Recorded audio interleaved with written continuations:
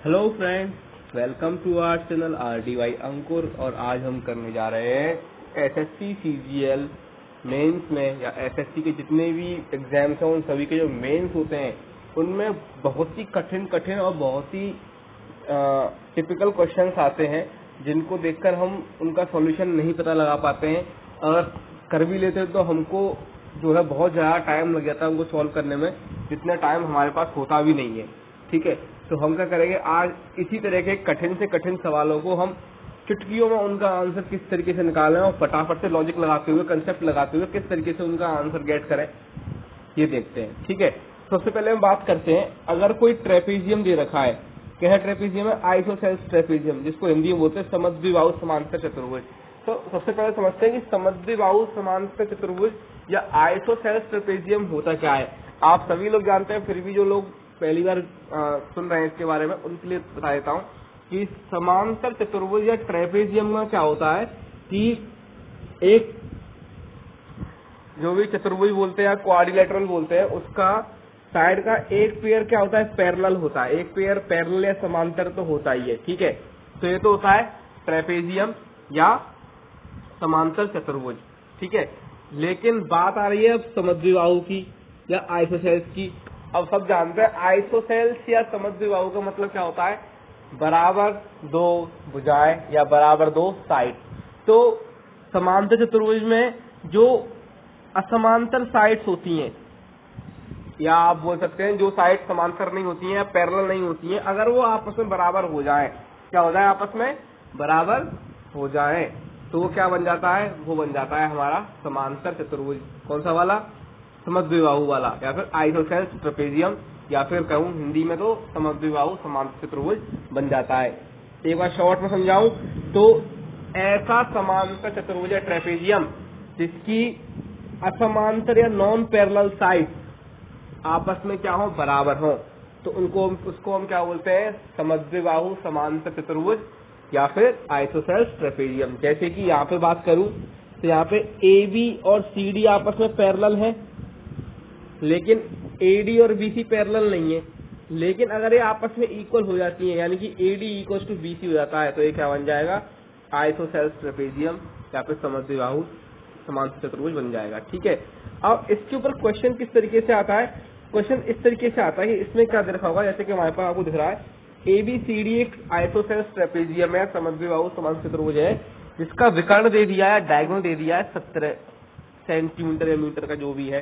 ठीक है, और उसमें हाइट दे दी है उसकी 8 सेंटीमीटर या 8 मीटर जो भी है। ठीक है, उसकी हाइट दे दी है, उसका डायगोनल दे दिया है, विकर्ण दे दिया और ऊंचाई दे दी है, और फिर कहेगा हमसे फाइंड एरिया, यानी कि क्षेत्रफल निकालने की कहेगा। तो अपन जानते हैं एरिया ऑफ ट्रेपेजियम बोल लें या फिर क्षेत्रफल बोल रहे हैं इसका। तो क्षेत्रफल क्या होता है इंग्लिश में? अगर मैं बात करूं इंग्लिश में क्या बोलते हैं? 1/2 into sum of parallel side into height, या फिर हिंदी में बोलूं तो 1/2 गुणा समांतर भुजाओं का योग गुणा ऊंचाई। अब यहाँ पे ऊंचाई तो दे रखी है 8, लेकिन समांतर भुजाओं का योग नहीं दे रखा है। समांतर भुजाओं का योग हमको नहीं दे रखा है। ठीक है, तो अब किस तरीके से सवाल करेंगे? अब बहुत से लोग क्या करते हैं, यहीं पे टकरा जाते हैं कि यार इसमें हमने तो ये वाला फॉर्मूला पढ़ा है, लेकिन यहाँ पे तो ये फॉर्मूला काम ही नहीं कर रहा, तो कैसे करें? बहुत से लोग दिमाग लगाते रहेंगे, फिर भी अगर होगा तो बहुत टाइम बाद जाके सॉल्व होता है। तो सिंपल सा लॉजिक है, इसको सॉल्व करने के लिए अपन क्या करेंगे? अपन ये जो ट्राइंगल है ADE, इसको उठाएंगे और AD और BC बराबर है ना, तो AD को BC के ऊपर टिका देंगे, तो क्या बन जाएगा? इस तरीके से डायग्राम बन जाएगा। ADE यहाँ बना हुआ था, उसको उठाया, AD को BC पे टिकाया, तो E पॉइंट कहाँ जाएगा? इधर आ जाएगा। तो जैसे ही, क्योंकि ये क्या है आइसोसेल्स ट्रेपेजियम है या समद्विबाहु समांतर चतुर्भुज है, तो जब ये ट्राइंगल यहाँ से उठ के यहाँ चला जाएगा और इस तरीके की पोजीशन बना लेगा। हाइट 8 थी, तो अब भी हाइट कितनी है? 8 ही है, 8 ही है। ठीक है, तो ये क्या बन जाएगा? एक रेक्टेंगल या आयत बन जाएगा। क्या बन जाएगा? रेक्टेंगल बोल लीजिए या फिर क्या बोल लीजिए, आयत बन जाएगा। कैसे? क्योंकि यहाँ पे भी 90 डिग्री एंगल हो गया और यहाँ पे कितना हो गया? 90 डिग्री एंगल हो गया। अब दोनों 90 डिग्री एंगल हो गए, तो सीधी सीधी बात है। और ये साइड आपस में क्या है? AB और CD आपस में क्या है? पैरेलल दे रखी है, या फिर आप अगर बोलना चाहें तो इनको बोल सकते हैं आप समांतर दे रखी है। तो समांतर दे रखी है। समांतर या पैरेलल में क्या होता है कि जो कोइंटीरियर एंगल होते हैं उनका योग कितना होता है, उनका सम कितना होता है 180। तो ये 90 है तो ये भी कितना होगा 90 होगा। अगर ये 90 है तो ये भी कितना होगा 90 हो जाएगा। तो ये क्या बन जाएगा, आयत बन जाएगा। अब आपने पढ़ा है आयत का विकर्ण आपको दे रखा है, ऊंचाई दे रखी है, तो आप लंबाई निकाल सकते हैं।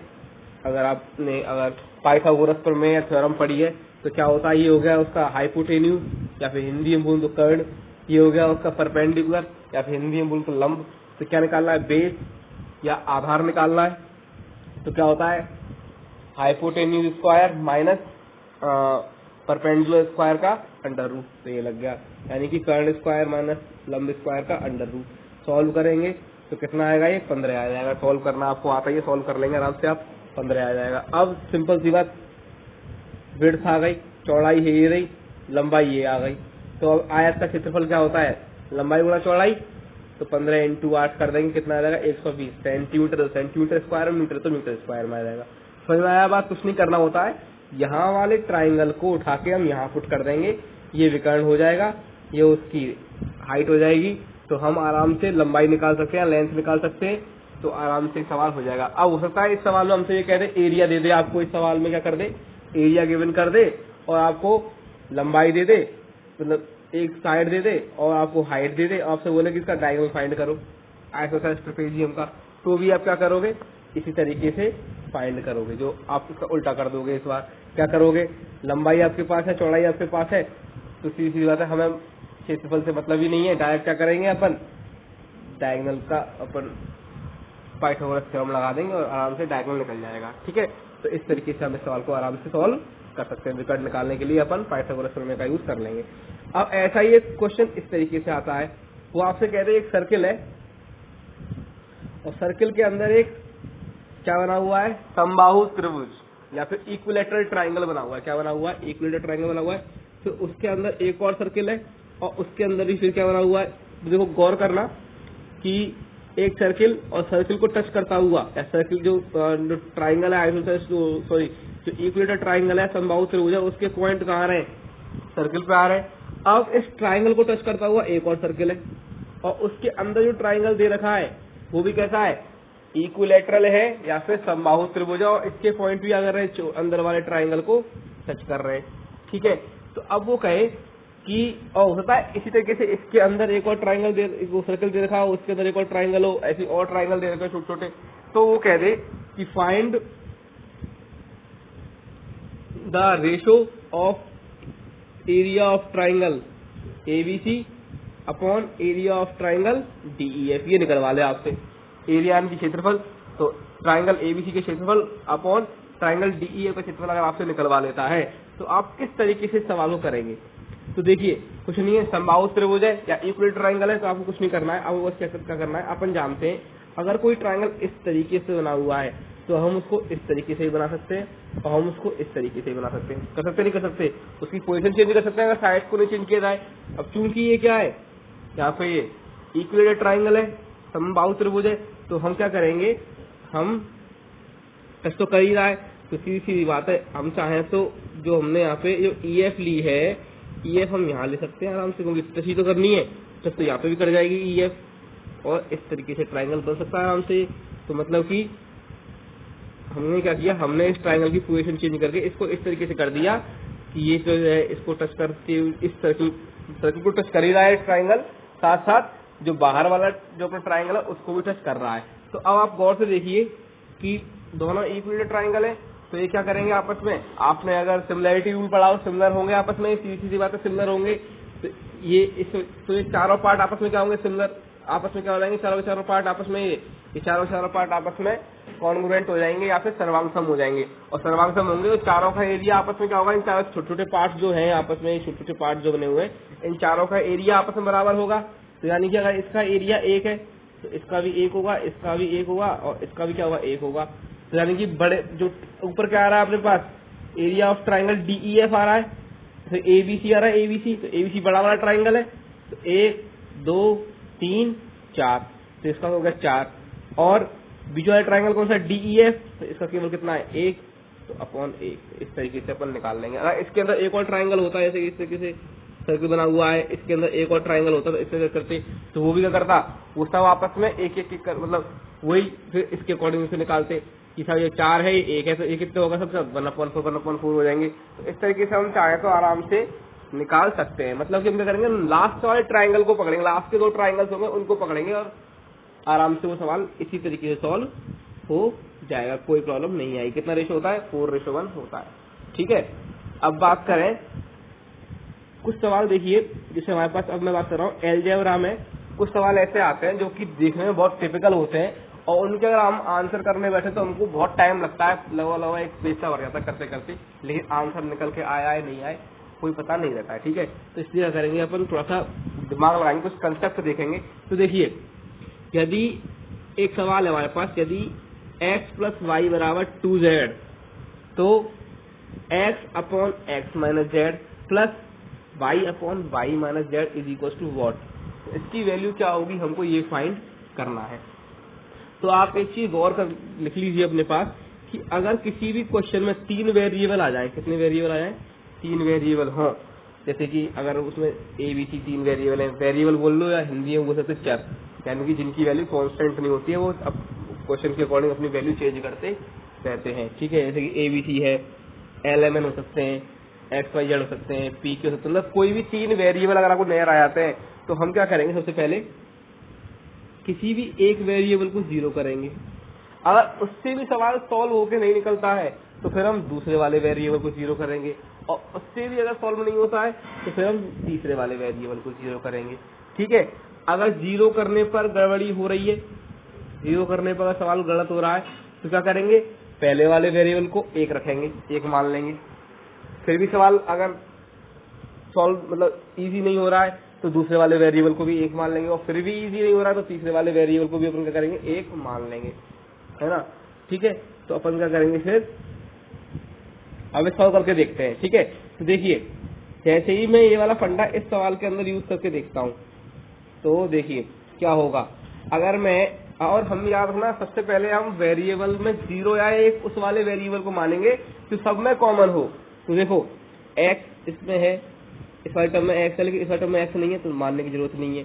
ठीक है, अच्छा y इस वाले टर्म में, इस वाली में नहीं है तो मानेंगे नहीं, लेकिन z इस वाली टर्म में भी है, इस वाली टर्म में भी, और 0 मानने पर कोई गड़बड़ी नहीं होगी। तो जैसे ही मैं z = 0 करूंगा तो x - 0 x, y - 0 भी क्या होगा, y होगा, क्योंकि x/x प्लस y/y क्या हो जाएगा, 1 + 1 2, इसका आंसर निकल के आ जाएगा। देखो z = 0 पुट किया तो x/x प्लस y/y = 1 + 1 = 2 आ जाएगा इसका आंसर। कोई देर नहीं लगी और चुटकी आती इसका आंसर निकल के आ गया। ठीक है, अब बात करते हैं,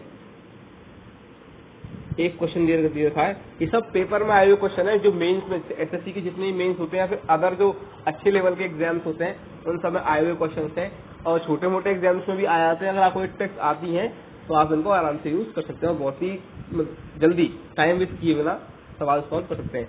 वो कह रहा है यदि a + b + c = 0 हो तो a² / 2a² + bc plus b² / 2a² + ca plus c² / 2c² + ab बराबर 0। ठीक है, तो मैंने क्या कहा था, सबसे पहले एक ऐसा वेरिएबल पकड़ेंगे जो सब में कॉमन हो। तो गौर करें, a इसमें भी है, a इसमें भी है और a इसमें भी है, रख सकते हैं। b देखें तो b इसमें भी है, b इसमें भी है और b इसमें भी है, रख सकते हैं। c इसमें भी है, c इसमें भी है, तो c इसमें भी, तो हम किसी भी एक वेरिएबल को 0 मान लेते हैं। तो मैंने क्या किया, मैंने c को 0 मान लिया, तो c को 0 मानूंगा तो a² / 2a² - 0 2a², b² / 2b² - 0 2b, 1b² / 2b², और c² तो 0 हो ही जाएगा, तो ये तो हट ही जाएगी, टर्म से 0 हो जाएगा। तो a² से a² कटेगा 1/2, b² से b² 1/2, 1/2 + 1/2 कितना हो जाएगा, 1, इसका आंसर निकल के आ जाएगा। अब ये जो क्वेश्चन है ये 2014 मेंस में आया, जो अगला वाला क्वेश्चन अपन करने वाले हैं, वो ये कह रहा है कि यदि a² - bc / a² + bc plus b² - ca / b² + ca plus c² - ab c² + ab = 1 हो, तो a² / a² + bc plus b² / b² + ca plus C square upon C square plus A B बराबर क्या होगा। अब दिखने में सवाल कितना कॉम्प्लिकेटेड लग रहा है कि यार क्या सवाल है ये, कैसे करेंगे कैसे नहीं करेंगे। तो वही, तो चूंकि यहाँ पे दिख रहा है ए बी और सी तीनों में ही कॉमन है, तीनों ही कॉमन है, तो किसी भी एक को जीरो कर दो। तो मैंने फिर से वही सी को जीरो कर दिया, सी को जीरो करूंगा तो ये टर्म जीरो हो जाएगी, ये टर्म जीरो हो जाएगी, ये पूरी की पूरी टर्म जीरो हो जाएगी। तो क्या A square upon A square plus B square upon B square और प्लस जीरो, तो ये वन, ये वन, तो वन प्लस वन, तो जीरो लिख गया है, वन प्लस वन कितना हो जाएगा, 2 हो जाएगा। कितना हो जाएगा आंसर हमारे यहाँ पे 2 हो जाएगा, जीरो नहीं होगा, ये कितना होगा 2 होगा। कभी कभी मानवीय प्रक्रियाएं गलतियां हो जाती हैं तो कोई दिक्कत नहीं है। यहाँ पे आंसर कितना हो जाएगा इसका 2 हो जाएगा। कितनी इजीली सॉल्व हो गया क्वेश्चन, ठीक है। अब ये क्वेश्चन 2013 मेंस में आया हुआ है, तो इसको देखते हैं। वो कह रहा है यदि 2s बराबर a plus B plus C, तो S square plus S minus A का whole square plus S minus B का whole square plus S minus C का whole square upon A square plus B square plus C square की value क्या होगी। वो हमसे find करवा रहा है। आप गौर करें तो हमको इसकी वैल्यू फाइंड करनी है। इसमें 4 वेरिएबल है, तो आप इसकी गौर करो, इस पूरी ऊपर की स्टेप में एस कॉमन आ रहा है, तो एस बराबर 0 करेंगे तो एस स्क्वायर तो हट ही जाएगा, 0 माइनस ए का square A square minus B का square B square minus C का स्क्वायर सी स्क्वायर और अपॉन में A square plus B square plus C का कटने में कितना आएगा, आंसर बनाएगा। अगर हम इसको नॉर्मली सॉल्व करने की कोशिश करेंगे तो ये बहुत लेंदी होगा, हो सकता है इसका आंसर आपसे निकल के भी नहीं आए। लेकिन अगर आप ये वाला मेथड यूज करते हैं तो आप चुटकियों में ही इसका आंसर निकाल लेंगे, ठीक है। अब देखिए ऐसे एक क्वेश्चन देखिए, थोड़ा सा टिपिकल क्वेश्चन है ये वाला, इसको थोड़ा समझने की कोशिश करेंगे। तो देखो n upon M plus m upon n plus l upon n बराबर 0 हो, तो ln upon M square plus mn upon ln m square upon ln minus n cube upon ln बराबर 0, तो बराबर क्या होगा, 0 नहीं बराबर क्या होगा।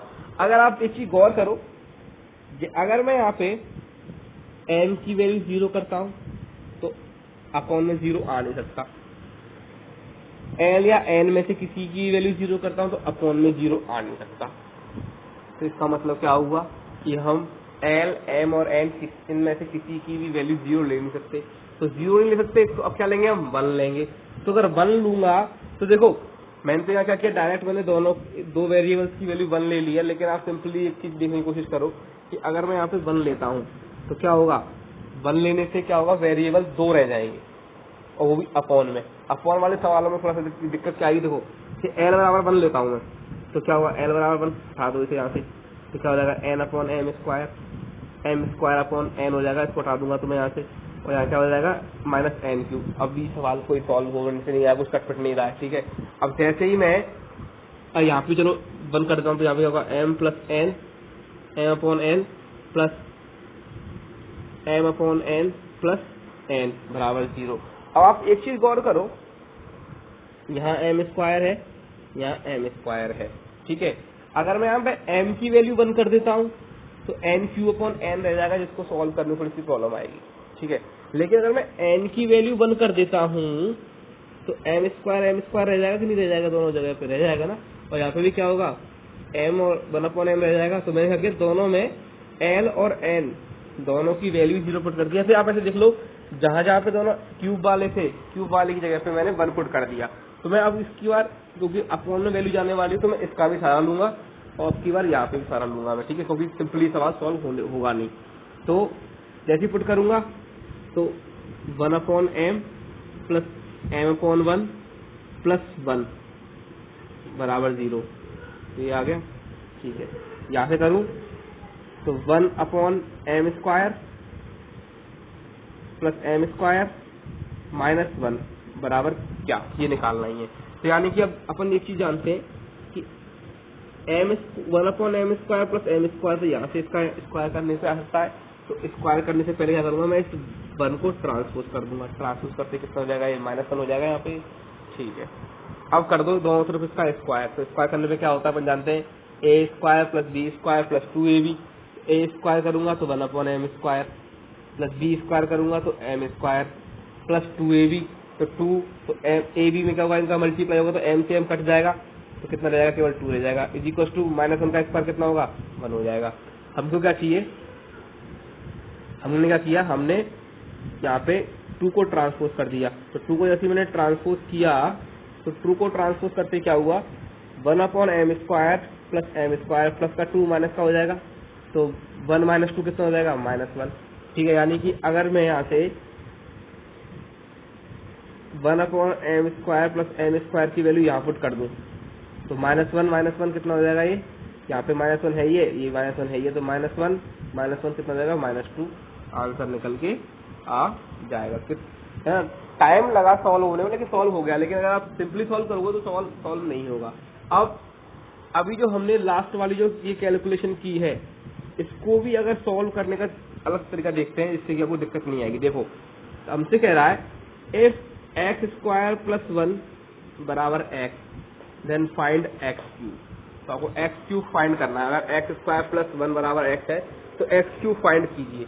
तो अपन क्या करेंगे, तो अपन जानते हैं कि अगर हमको x अपने पास लिखा है x² + 1 बराबर x, अगर हमें यहाँ से x3 चाहिए तो हमें क्या करना पड़ेगा, यहाँ पे x का मल्टीप्लाई करना पड़ेगा, नहीं करना पड़ेगा यहाँ पे। तो यहाँ से मैंने x का मल्टीप्लाई करूंगा तो क्या हुआ, x² × x x3, 1 × x और x × x² हो गया, ये आ गए। अब मैं जैसे ही इन दोनों को आपस में जोड़ूंगा, जोड़ने पे क्या होगा, देखो हाईएस्ट पावर क्या है यहाँ पे, x3, तो x3 आ गया। उसका पावर कौन सी, x², तो हमें करना पड़ेगा, दोनों की तरफ लिखते हैं। तो x² का जैसे ही मैं ट्रांसपोज करूंगा तो माइनस का हो जाएगा, और माइनस का होते ही ये आपस में क्या होंगे, कट जाएंगे। ठीक है, अब आता है x, तो x भी आपस में कट जाएंगे। तो कितना रह गया, +1, ट्रांसपोज करने में कितना हो जाएगा, ये -1। तो x³ की वैल्यू कितनी आ गई, यहाँ पे -1 निकल के आ गई। यानी कि अगर मैं यहाँ पे ये सवाल था, हमें चाहिए था हमें यहाँ पे m² चाहिए था कि नहीं चाहिए था, m² चाहिए था और 1/m² भी चाहिए था। तो मैं क्या कर रहा हूँ, इसे मुझे m² चाहिए तो मैंने m का मल्टीप्लाई किया। तो m का मल्टीप्लाई करूंगा तो कितना हो जाएगा, ये तो हो जाएगा 1 + m² बराबर -m। अच्छा, तो इसको थोड़ा सा टिपिकल पड़ जाएगा ये सवाल, तो इसी वजह से इसको थोड़ा सा नहीं देखेंगे। ठीक है, अपन इसको इसी तरीके से सॉल्व करेंगे। मैंने सोचा कि हो जाएगा ऐसे, मैंने घर पे करके नहीं देखा था, तो इसको इसी तरीके से करेंगे। लेकिन अदरवाइज ज्यादातर क्वेश्चन जो ऐसे होते हैं सिंपली वो ऐसे हो जाते हैं। ठीक है, अब देखो 2012 मेंस में भी एक क्वेश्चन आया, उसको देखते हैं। वो कह रहा है x² + 2 बराबर 2x है, तो find value of x⁴ - x³ + x² + 2 बराबर वॉट। ठीक है, तो अपन क्या करेंगे, अपने पास x² तो यहाँ दे ही रखा है, x³ भी चाहिए और x⁴ भी चाहिए। तो क्या करेंगे, सबसे पहले इस टर्म को अपन ने यहाँ लिख लिया। अब इसमें हमने पहले x का मल्टीप्लाई किया, तो x³ + 2x बराबर 2x²। ठीक है, फिर यहाँ से यहाँ मल्टीप्लाई किया x का, तो x⁴ + 2x² + 2x³, ये आ गया। अब करते हैं सॉल्व। तो देखो सबसे पहले बड़ी पावर x⁴ है कि नहीं, तो ये आ गई। ठीक है, जोड़ देंगे, क्या करेंगे, आपस में इन तीनों को जोड़ देंगे, लिखा है मैंने यहाँ पे जोड़ने पर, या ऐड कर देंगे। ठीक है, तो x⁴ आ गया। अच्छा, अब देखिए x³ 2x³ ट्रांसपोज करने में -2x³ x³ तो क्या जाएगा, -x³ हो जाएगा। अच्छा, अब आता है 2x² वाले पे। तो देखो x² वाले पे, तो 2x² कट जाएगा, ट्रांसपोज करने पर क्या रह जाएगा, केवल x² तो प्लस x² आ गया। ठीक है, अच्छा 2x से 2x कट जाएगा, ट्रांसपोज करने में क्या रह जाएगा, +2, तो +2 आ गया। बराबर में कितना है, 0, कुछ बचा ही नहीं बराबर में, 0। और यही हमको निकालना था कि इसकी वैल्यू क्या होगी, 0। आंसर निकल के आ जाएगा। कितना इजी हो गया सवाल करना। ठीक है, अब ये क्वेश्चन है अगला वाला, जो कि CPO 2012 में आया। कितना आया, CPO 2012 में। यदि A/B + C plus B/C + A plus C/A + B बराबर 1 है, तो A² + B + C plus B² / C + A plus C² / A + B बराबर कितना होगा। तो इसमें अपन क्या करेंगे, इसमें अपन 0 वाला मेथड भी यूज करेंगे और अभी जो मल्टीप्लाई वाला मेथड यूज किया था वो भी यूज करेंगे। ठीक है, तो देखो कैसे करेंगे। तो यहाँ पे गौर करूँ तो ABC इन तीनों में कॉमन है और ABC इन तीनों में कॉमन है, तो किसी भी एक को 0 कर देते हैं। मैंने क्या किया, C को 0 कर दिया। C को 0 कर दी, A/B प्लस B, सही B/A क्या होगा यहाँ पे, A/B प्लस B/A प्लस 0 बराबर 1। तो A/B प्लस B/A बराबर 1 आ गया। ठीक है, अब देखिए A square upon B plus B square upon C plus 0 बराबर वॉट, वॉट ही तो है, तो A square upon B plus B square upon A बराबर वॉट हो गया। तो बी स्क्वायर अपॉन ए, यहाँ पे क्या होगा, सी कटेगा तो बी स्क्वायर अपॉन ए हो जाएगा। ठीक है, अब अपन क्या करेंगे, अब वही अपन को साफ साफ नजर आ रहा है कि अब यहाँ पे अपन अभी भी सवाल औकात में नहीं आया है क्योंकि यहाँ पे अभी कुछ सॉल्व नहीं हो रहा है, तो अपन क्या करेंगे, फिर से एक और वेरिएबल को जीरो करेंगे। तो एक और वेरिएबल जीरो करना है, देखो ना तो हम ए को जीरो कर सकते हैं क्योंकि ये जीरो अपॉन में आता नहीं है, ना ही बी को जीरो कर सकते हैं, वो जीरो अपॉन में आता नहीं है। सेम प्रोसीजर यहाँ पे होगा, तो जीरो अपॉन में आएगा नहीं, तो अपन क्या करेंगे, जीरो अपॉन में नहीं सकता तो हम किसी भी एक वैल्यू को फिर से क्या मानेंगे, वन मानेंगे। तो मैंने बी को वन मान लिया यहाँ पे, तो बी को जैसे वन मान ए upon A plus one upon A बराबर वन। ठीक है, यहाँ पे ए square plus one upon A बराबर 0। तो देखो गौर करें, यहाँ पे केवल a है, यहाँ पे a स्क्वायर है, तो क्या करना पड़ेगा, a स्क्वायर लाने के लिए a का मल्टीप्लाई करना पड़ेगा। उस वाले सवाल में क्या था, यहाँ पे जब हम ये वाला सवाल देख रहे थे तो यहाँ पे क्या था, m स्क्वायर अपॉन में भी था और m स्क्वायर ऊपर भी था, तो दोनों तरफ से मल्टीप्लाई करने में थोड़ी सी हमें प्रॉब्लम आ जाती, इसी वजह से मैंने ये सवाल छोड़ दिया था। लेकिन जैसे ही मैं यहाँ पहुंचूंगा, इसमें क्या हो रहा है, इसमें स्क्वायर वाली टर्म केवल ऊपर ही है, या फिर स्क्वायर अगर होती तो नीचे हो सकती थी, मतलब अगर ऊपर हो या फिर नीचे हो, ऊपर नीचे दोनों तरफ होगा तो दिक्कत आएगी, ऊपर हो या नीचे हो तो दिक्कत नहीं आती है। तो यहाँ पे ऊपर ही ऊपर है तो दिक्कत आएगी। मैं क्या करूंगा, मुझे केवल ए से क्या चाहिए, ए स्क्वायर, तो मैं ये टर्म मैंने यहाँ लिख ली, यही टर्म लिख ली मैंने यहाँ पे, और इसमें कर दिया ए का मल्टीप्लाई। तो ए से क्या हो जाएगा, ए स्क्वायर, वन अपॉन ए से क्या होगा, ए से ए कट जाएगा तो वन, और वन इंटू ए आ जाएगा। अब वही जोड़ दो, जोड़ूंगा तो हाईएस्ट पावर ए स्क्वायर, तो ए स्क्वायर आ गई, ए से ए कट जाएगा ट्रांसपोज करने पर, वन से वन कट जाएगा ट्रांसपोज करने पर, क्या रहेगा, वन अपॉन ए आ गया, बराबर में 0 हो जाएगा। कोई बता नहीं, तो कुछ बराबर में क्या हो जाएगा, 0, तो ये क्या हो जाएगा, इसका आंसर निकल के आ जाएगा। तो जैसा कि मैंने आपको समझाया था कि ये सवाल बहुत ही ज्यादा टिपिकल है अगर आप इनको सिंपली वे में करके देखोगे, लेकिन अगर आप ये वाला मेथड यूज करते हो तो आप चुटकियों में इनके आंसर निकाल सकते हो। ये तो केवल मैंने समझाया तो इसलिए थोड़ा टाइम लग रहा है, अदरवाइज आपको अगर आपको फंडा आता है, मेथड आपको आता है ना, तो आप बड़े से बड़े सवालों को बहुत ही जल्दी सॉल्व कर सकते हो, चाहे वो कितने ही बड़े आप एग्जाम बैठे हो। क्योंकि हमारे पास जब हम बड़े बड़े एग्जाम्स में बैठते हैं तो हमारे पास टाइम बहुत कम होता है और सवाल बहुत लेंदी आते हैं, कैलकुलेशन बहुत ज्यादा होती है। तो अगर आपको लॉजिक पता है, अगर आपको मेथड पता है, ट्रिक पता है, तो आप आराम से वो सवाल कर पाएंगे। कंसेप्ट आपका क्लियर होना चाहिए जिससे कि आपको सवाल करने में 1% की दिक्कत नहीं आए। ये तो हुआ हमारा इस वीडियो का पहला पार्ट। ऐसे ही हम अगली वीडियो लेके आएंगे जिसमें हम आपको और ट्रिग्नोमेट्री और ज्योमेट्री के भी कुछ बेहतरीन सवालों को सॉल्व करने के तरीके बताएंगे जिनको करने में सबकी हालत खराब हो जाती है। ठीक है, और आप उनको हमारे मेथड से चुटकियों में सॉल्व कर लेंगे बिना किसी दिक्कत के। तो अगर आपको ये वीडियो पसंद आया हो तो प्लीज चैनल को सब्सक्राइब कीजिएगा, वीडियो को लाइक कीजिएगा, अपने दोस्तों को शेयर कीजिएगा, और कोई सजेशन हो तो कमेंट करना बिल्कुल भी मत भूलिएगा। मिलते हैं आपसे अगली वीडियो में, तब तक के लिए जय हिंद, जय भारत।